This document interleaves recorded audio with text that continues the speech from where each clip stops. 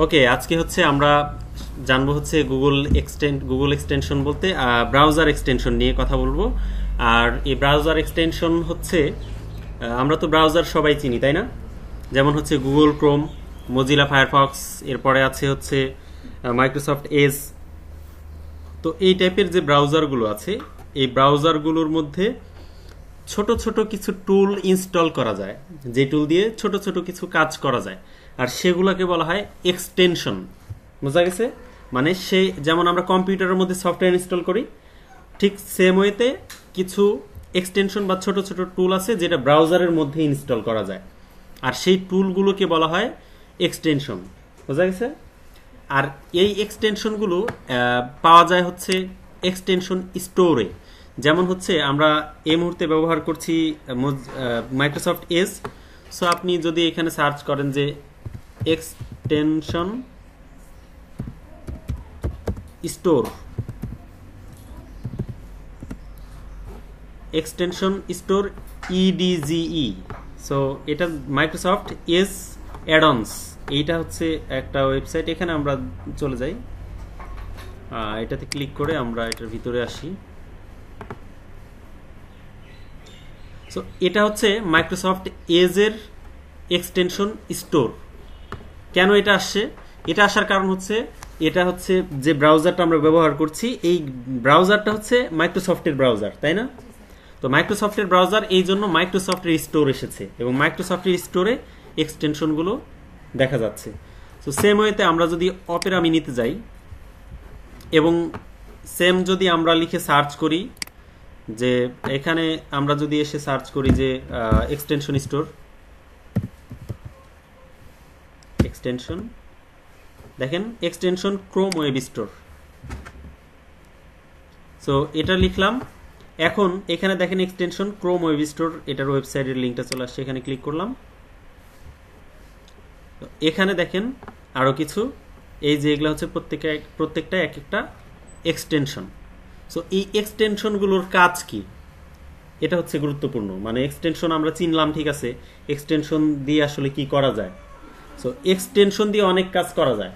যেমন হলো, আমরা ধরেন যে গুগলে ছবি সার্চ দিচ্ছি, ধরেন যে এখানে লিখছি MANGO। সো ম্যাঙ্গো লিখে সার্চ করার পরে আমরা এই যে ছবিগুলো আছে, ধরেন ইমেজে ক্লিক করলাম, ক্লিক করার পর ধরেন এই ছবিটাকে আমরা বড় করব, বড় করার জন্য এটাতে ক্লিক করলাম। তারপরে হচ্ছে এই ছবিটাকে আমরা কি করছি, রাইট বাটন ক্লিক করে ওপেন নিউ ট্যাব, এটাতে ক্লিক করলে এই ছবিটা, মানে এখানে এই ছবিটা সরাসরি ওপেন করার আমরা ট্রাই করছি, দেখা যাচ্ছে ওয়েবসাইট ওপেন হয়ে যাচ্ছে, কিন্তু ছবিটা ওপেন হচ্ছে না। আবার এই ভিজিটে ক্লিক করলে সরাসরি ওয়েবসাইটে নিয়ে যাচ্ছে। সো আমাদের একটা এক্সটেনশন দরকার, যেটা মনে করেন যে ছবিটাতে ক্লিক করলে ছবিটা একবারে ফুল একটা উইন্ডোতে শুধু ছবিটা আসবে, এবং আমরা জাস্ট এভাবে রাইট বাটন ক্লিক করে সেভ ইমেজ করব। বোঝা গেছে? সো এই কাজের জন্য একটা এক্সটেনশন আছে।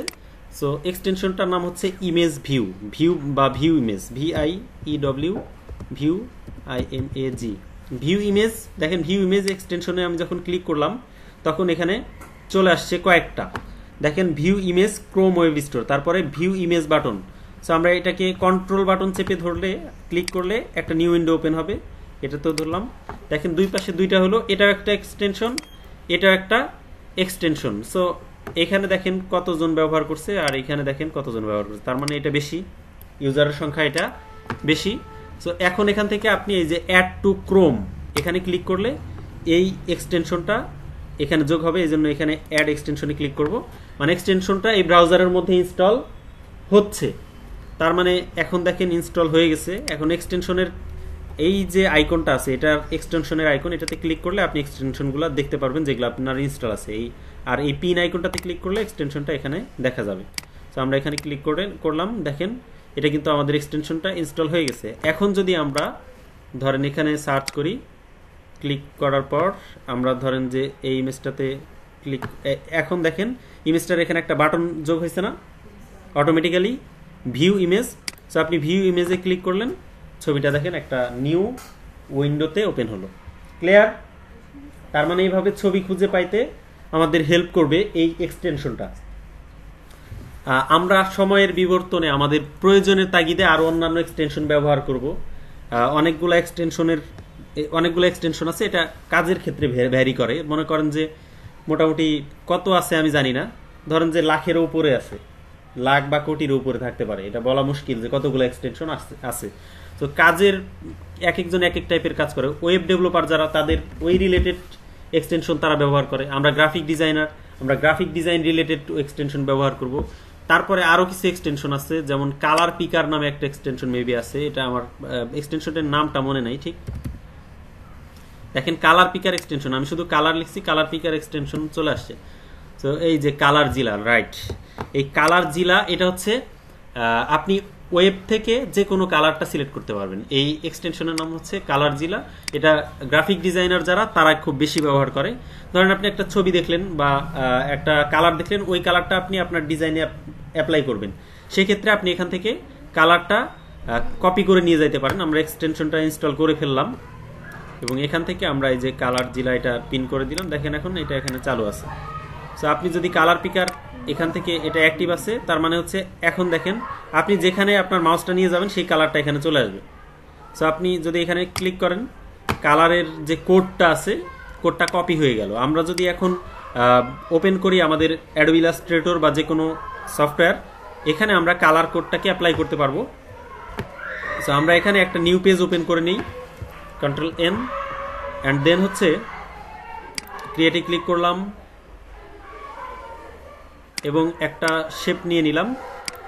এখান থেকে এটা অফ করে দিলাম এবং ফিল কালারে গিয়ে আমরা এই যে কালার কোড, এখানে আমরা কন্ট্রোল ভি দিয়ে দিলাম, মানে ওই যে ওখান থেকে কালারটা কপি করলাম, এটা কপি হয়েছিল, ওকেতে প্রেস করলাম, দেখেন কালারটা অ্যাপ্লাই হয়েছে গেছে। সো এই সমস্ত কাজ করা যায় এক্সটেনশন দিয়ে। সো আপনারা গুগল ক্রোম ব্রাউজার ব্যবহার করলে গুগল ক্রোমে এটা ইনস্টল করে নেবেন। আবার যদি আপনি মাইক্রোসফট এজ ব্রাউজার ব্যবহার করেন, সো এখানেও সেম এক্সটেনশনগুলো পাওয়া যায়। সো আপনি এখানে ইনস্টল করে আপনি এটা ব্যবহার করতে পারেন। ক্লিয়ার? এই ছিল এক্সটেনশন নিয়ে বিস্তারিত। আর যদি কোনো জিজ্ঞাসা থাকে তাহলে অবশ্যই কমেন্ট বক্সে জিজ্ঞাসা করবেন। সবাই ভালো থাকবেন, সুস্থ ও সুন্দর থাকবেন। আল্লাহ হাফেজ।